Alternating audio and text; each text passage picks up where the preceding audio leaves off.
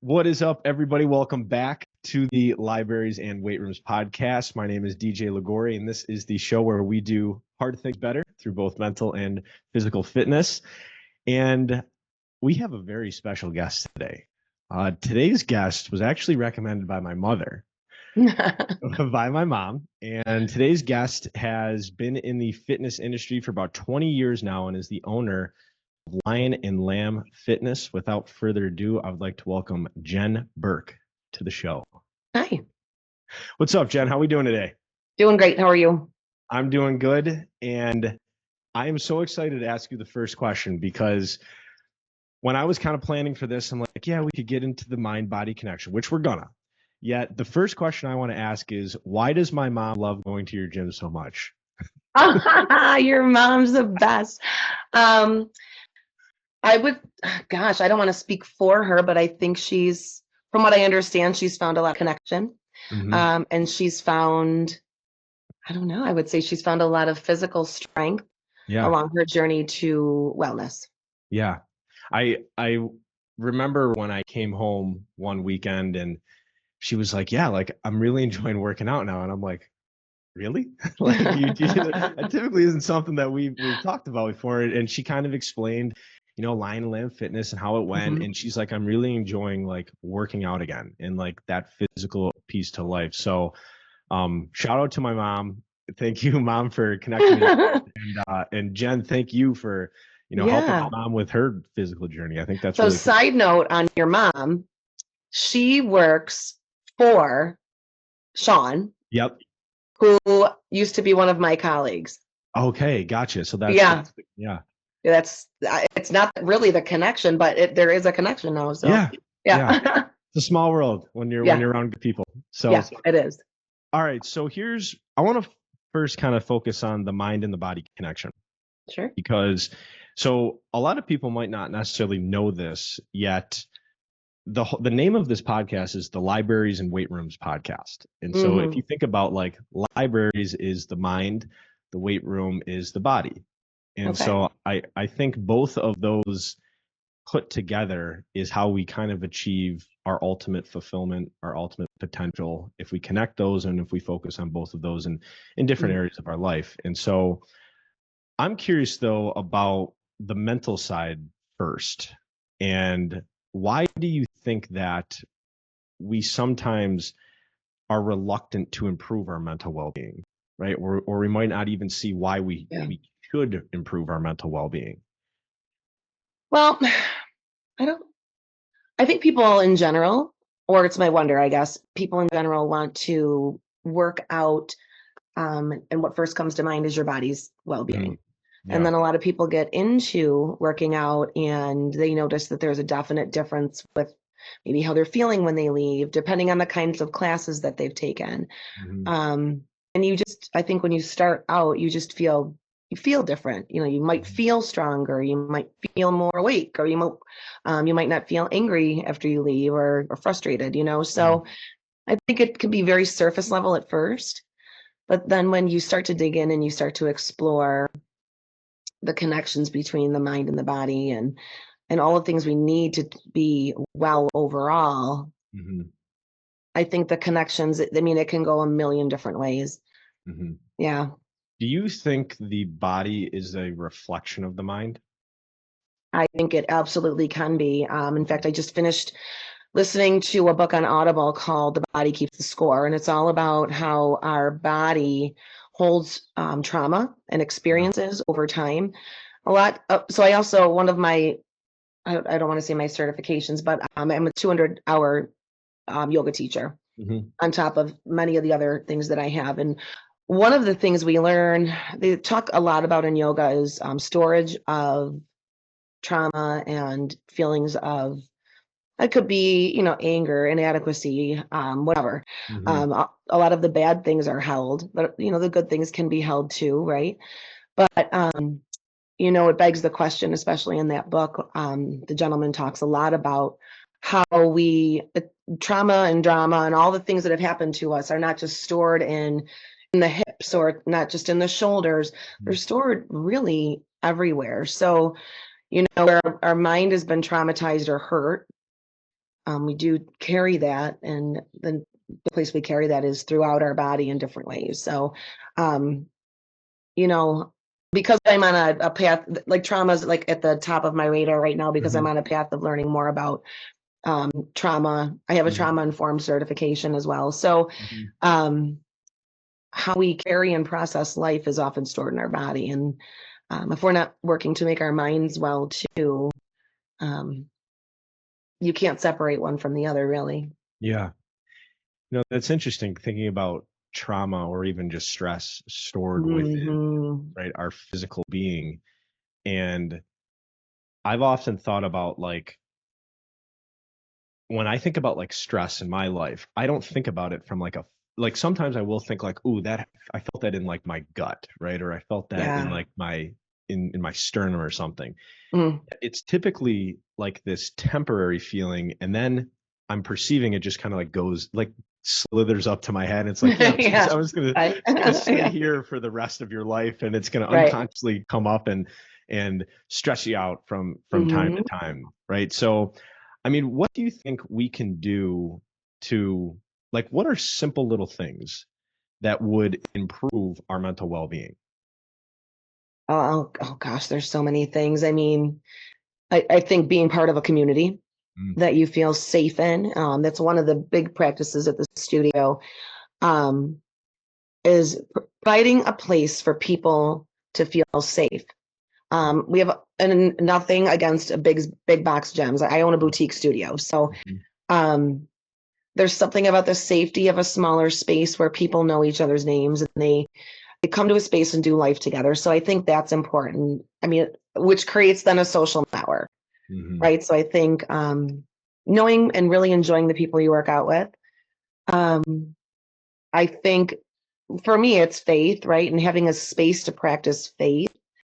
Um, and my faith is, in one area. Other people's faith it could all look different, but I do Mhm. think having a space to have practice faith and knowing that there's someone or something higher than we are kind Yeah. of overseeing, and I think can take a lot of the heat off of me, um, maybe making a bad decision, or and trying to remedy some of that on my own. um, I think, I don't know, there's so many things, like, determining what your passion is. What are you passionate Mm. about? What do Yeah. you love? We can talk about yoga, using pranayama and meditation. Mhm. um, there's so many ways to take care of your mind. Mm. It's just, how do we take advantage of it and in the moment and develop a habit, really. Yeah.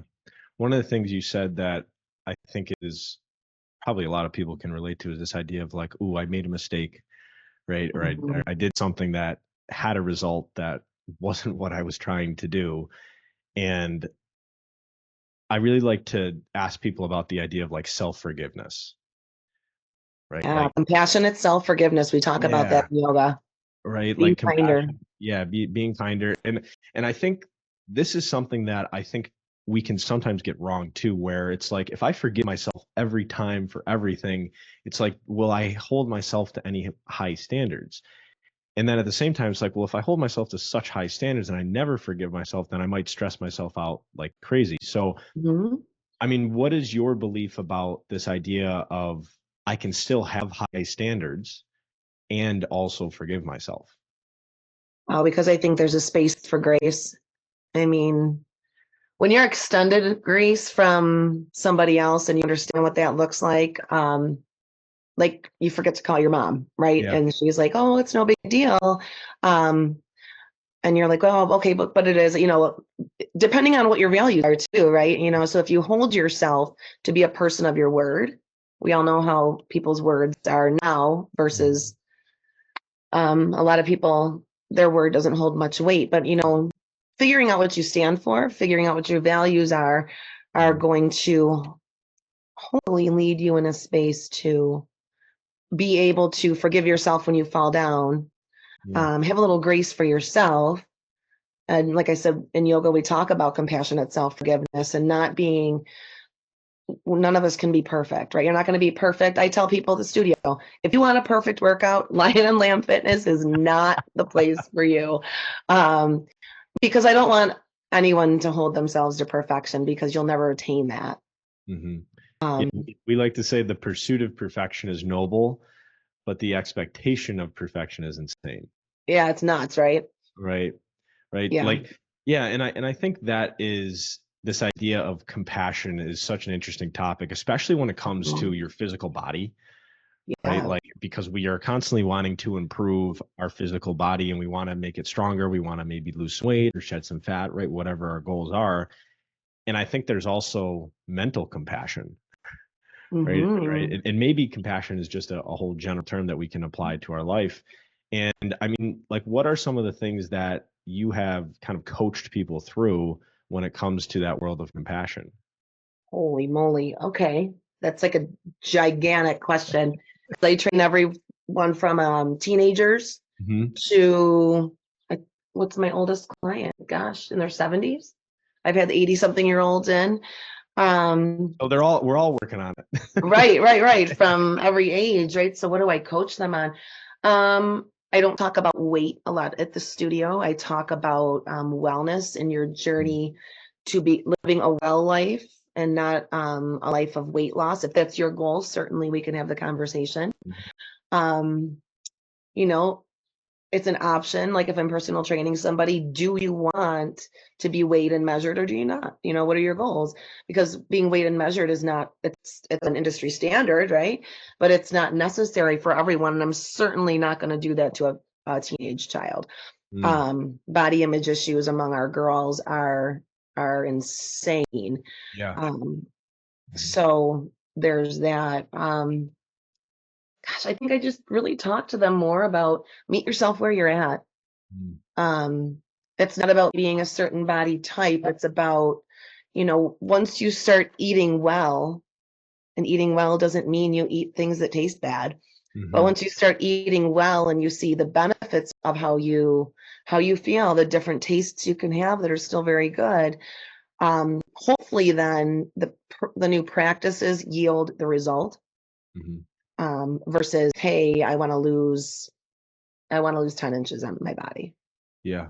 or I want to drop 10 pounds. And that's, the conversation around the muscle and Mhm, the fat, the whole one is more dense than the other.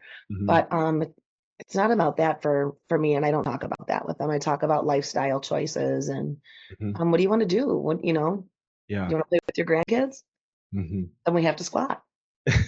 You want to pick them Yeah. up, and you've got to have a strong back. It's funny you say that because that's actually like a lot of the so I personally do CrossFit and Hmm. I kind of got into that just because it was structured, it was a community, right? And Yeah. I loved the workouts. Um, but a lot of the people who I've talked to within the CrossFit industry, I asked them about like, why did you start a gym? Like, what's your passions around this? And a lot of these owners, very similar to you, are like, they're like, we kind of want to help people so they can like run around with their grandkids a little bit more, Hmm. or like get up the stairs easier, right? And it's this interesting thing where it's like this really is like fitness for your life type of thing, Yeah. right? And it requires fitness of your body and fitness of your mind because your life is a mental and physical game Sure essentially, it is. right? And also, structuring I mean, going back to what you asked Mhm. before, structuring a schedule that, sorry, my dog.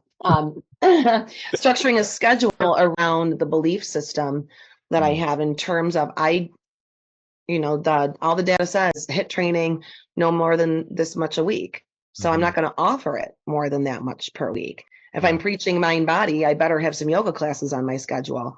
If I'm Mhm. telling women we don't need all the cardio, you guys need to be able to lift heavy things, then there better be strength training classes on my Mhm. schedule. So aligning the schedule with like what we want for people. If you're going to live a well life, I'm not going to ask you to not recover well, Yeah. things like that. Yeah, and that's actually one of the things that I've talked to. It's funny, I feel like I talk about this on every podcast now when it comes to like when we're talking about like pushing ourselves, the Mhm. the the idea of rest and recovery then Yeah, comes in, for sure. right? And it's something that I I think I'm still trying to to learn. And even just before this, like I took like I literally took a 22-minute break on the stuff I was working on. I laid on my couch and I listened to a couple like just relaxing beats and I just thought about some gratitude. I thought about some Mhm. visualizations, and and that was all I kind of really needed. And Yeah. I got up and I was like, oh, I'm good. Like I'm ready to roll. And sometimes it's really just like that simple. At least for me, just kind of like just being in that moment for Hmm. 10 to 20 minutes, right? Whatever it is. Cause I do think a lot of people, like if you think about like a physical fitness workout routine, I think Yeah. people are like, all right, it's an hour or 45 minutes to an hour of, five Hmm. times a week or whatever. And it's like sometimes when it comes to like a mental fitness type of thing, maybe you need like a 5 minute break every like 3 hours or so, Yeah. right? 2 or 3 hours. And it's like, Yeah. and that can actually really help when it comes to your focus and the things that you're trying to do a better job of when it takes some mental tension and some mental Hmm. energy. And there's actually, like, I think we talked about that on the phone when we spoke, the Netflix series on the blue zones, Yes. and which they talk about lifestyle as a whole thing. And it could be that you're practicing. There was so much about community faith. Finding your passion was a big one. Mm, Um, the way that we live and move on the everyday. So, the way that we live and move every day, um, these people naturally have jobs that are on the side of a mountain where they have to climb. It's not what we do. We get in our cars yeah, and we go to work. But yeah, they talk about just their jobs are more physically demanding, yeah. or that they walk to work. I mean, so there are so many pieces, the things that they eat, how they surround themselves with family and community, just leads to a life that is much not necessarily muscle bound people, but well people, they lived 100+ years old. Do they have social media in the blue zones? You know what? I don't know the answer to that. That's a good question. I I want did I didn't see it on the TV show, You didn't but see it on it because I haven't watched it yet, but I've seen it. I've seen like small clips of it. I mean, did they have mhm. cell phones and like technology and things like They that? must. They must because they're in Greece. Okay, Um,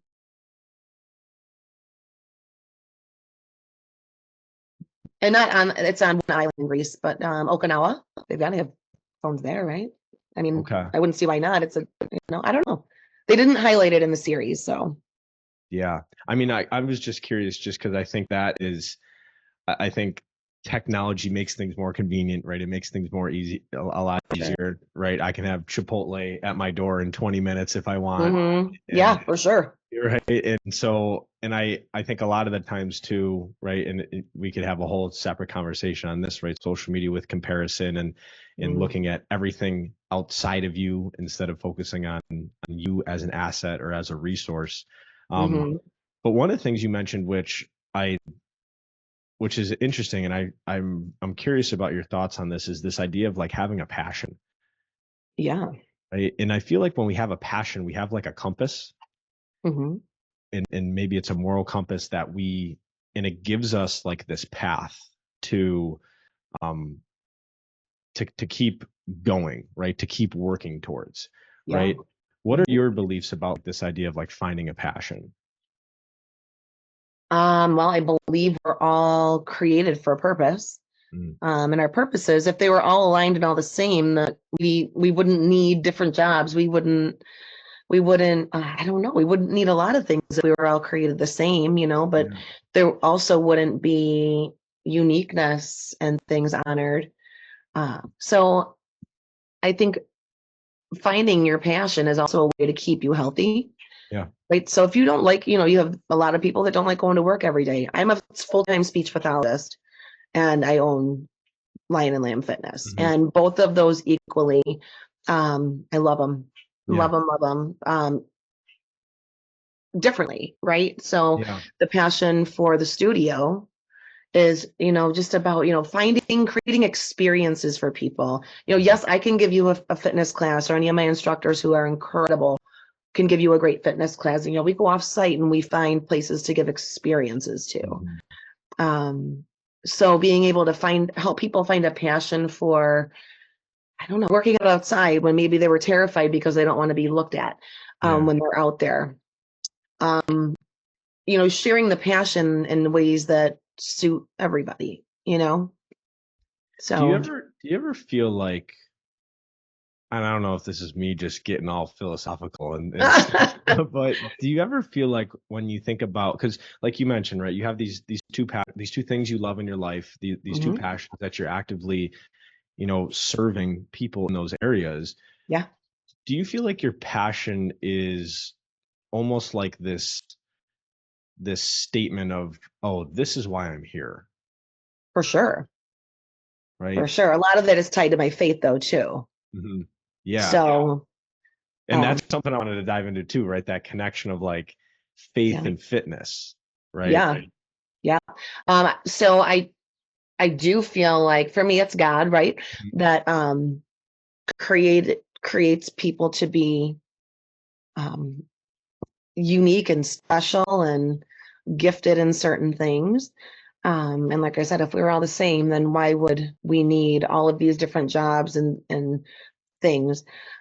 But I think so the connection for faith and fitness. So gosh, I mean, I could tell you the life story, but we don't have that time. But one of the things that we focus on at the studio, and it was built on, was the fruits of the Holy Spirit. So those are love, joy, peace, patience, kindness, goodness, faithfulness, gentleness, and self-control. Mm. Okay. Wow. So we do our best to focus on, and it's not perfect science, Mm. but maybe February is the month of love. Yeah. Um, you can't deny that all of those things connect, whether you're a believer in God or not. It's important to find love for yourself and people. Hmm. It's important to find joy, different than happiness, right? If you are full of joy, um, that's a, a sustainable thing. Happiness can come and go, right? You stub your toe and you're mad, right? But you can Yep. still find joy in your life, right? Yep. Um, I mean, self-control alone, right? There's a New Year's resolution, right? Or a New Year's intention, right? Yep. Self-control.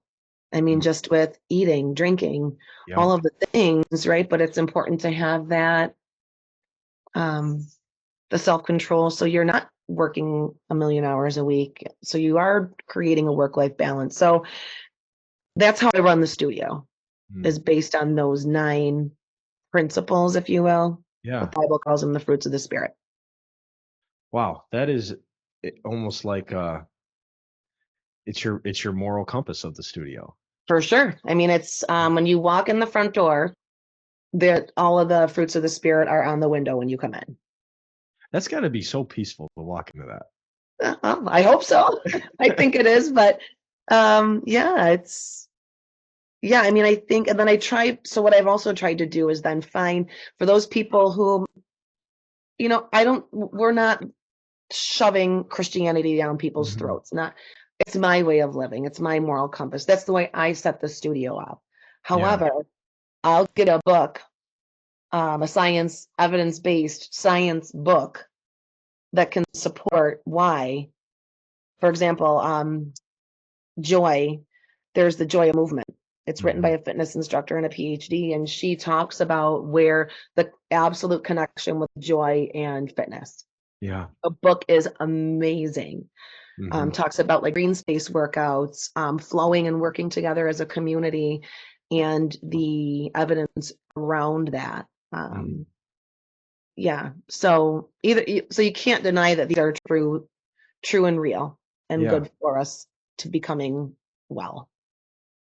How does faith help you when it comes to like managing stress? Oh my gosh, 100% helps. Yeah.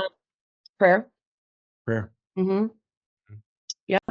Um, reading books that and watching things that are connected to my faith. Hmm. Um, I don't know. I kind of have to think about. I haven't been brought this far to be dropped. Yeah. Hmm. And it also gives me a space of leadership, right? So a lot of times, we talk about, oh, let's look at the data, what everybody else is doing. Hmm.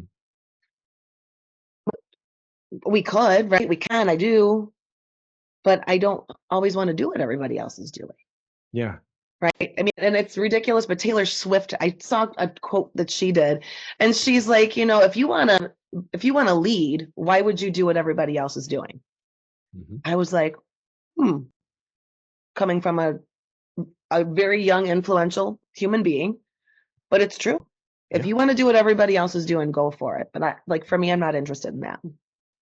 So what do you think the fear is of people wanting to stay in this community of what everybody else is doing, right? And then Mhm. to Taylor Swift's point, the leaders are the people who go in a different direction, right? Mhm. What is the fear that is causing us to not go in that different direction? Oh, failure, 100%. Just failing. Yeah, I mean, do you want to fail? Nobody wants to fail. I think, and then putting yourself on display, Mm-hmm. like I think if my studio was to fail, it would make me really sad. But because I have the faith that I do, A, I don't think we're going to, Mm-hmm. and B, it doesn't define me as a human being. Mm. I'd rather have started something and gone through the process than never have started and be regretful later on. Yeah. I think that's such an important distinction there you make, right? It doesn't define you as a human being, Right.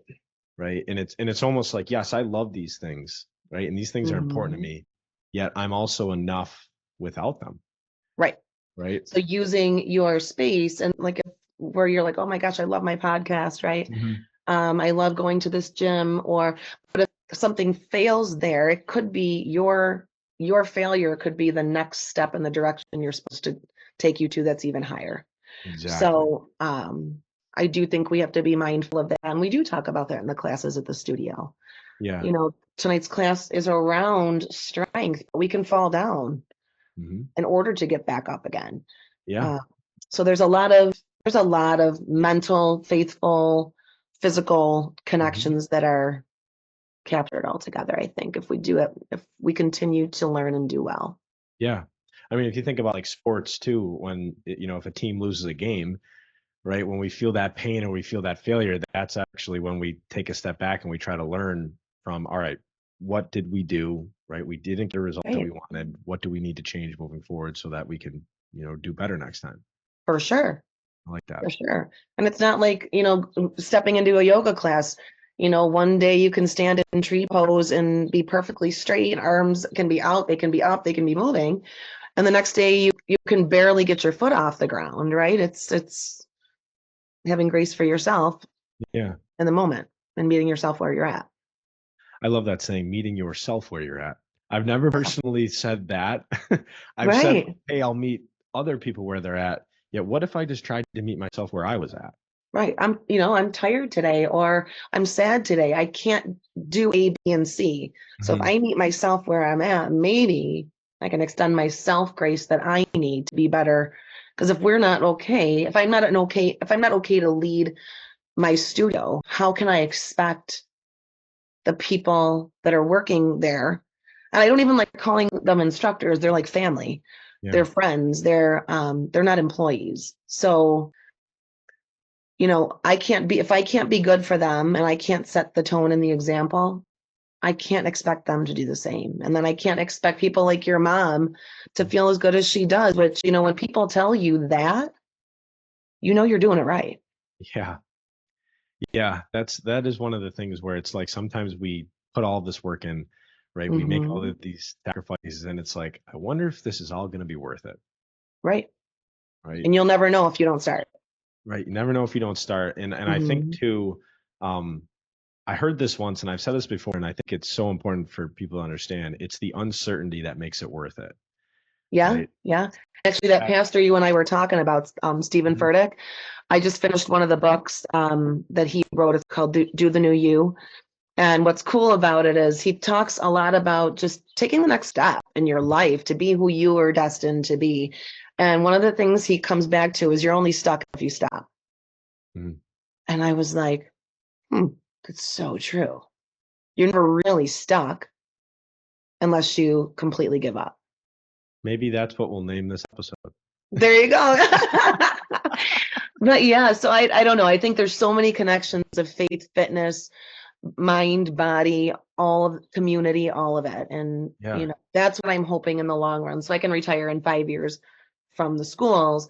I'm hoping that the Lion and Lamb Fitness becomes the retirement jam and continues to do good things for our community because we do a lot of charity things too. So Yeah. yeah. Well, Jen, I think if you're leading the helm, I think it'll do just fine. No, I appreciate that. So, Jen, I want to wrap up today. I want to ask you one more question. Sure. But before we do that, where can people learn more about you and about Lion and Lamb Fitness for Hmm. anybody? It's in Rochester, right? It's in Ridgemont Plaza, Nope. Next one down, Elmridge Plaza. Elmridge Plaza. I haven't Yep. been to that part of Rochester on the Plaza days. Yeah, back in the day, way down Westridge Road. So we Okay. are, yep, in Rochester and Greece. And they can do Lion and Lamb Fitness 91.com. Mhm.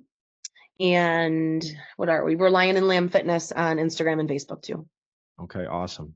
Well, if you're in Rochester, New York, and you want a community-driven place to join and take your faith, your fitness, and your mental well-being to the next level, And meet your mom. and to meet my mom, right? That's a part. All right, Jed. So, last question that I want Yeah. to ask you: what is one idea that has helped you live a smarter and stronger life? Oh gosh, one idea that has made me live a strong. God's got my back. He's gonna go before me, behind me, and beside me. Mm, that's a good feeling. Protected all the way around. God's gonna go before me, behind me, into the side of me, And beside me. Yeah. and beside me. Yeah. Mm, So the Lion and Fitness 91. mhm. The 91 is Psalm 91. Okay. And it's about living under God's wing and having his protection at all times. And it was one of my best friends who passed away more than 10 years ago. That was his favorite song. So Mm, it's spoken volumes into my life, and it matters to have protection that is worth having.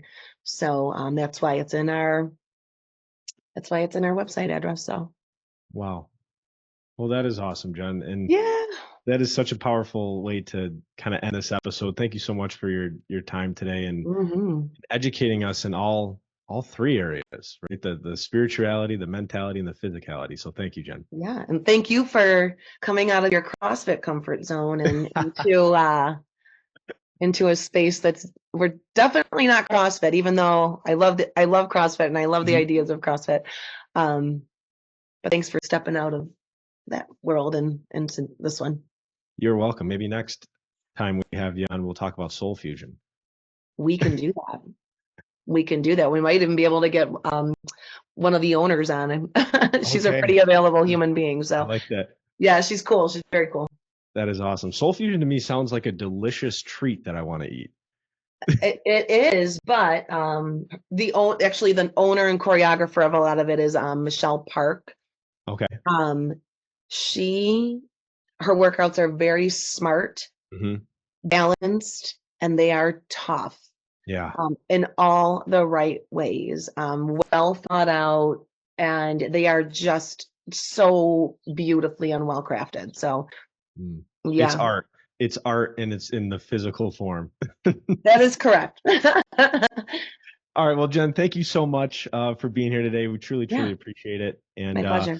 for everybody who tuned in today, thank you so much for your time, your energy, and your attention. As always, if you liked today's episode, give us a rating, a review, or subscribe. Leave us a comment. Let us know how we did. Let us know what you want to hear.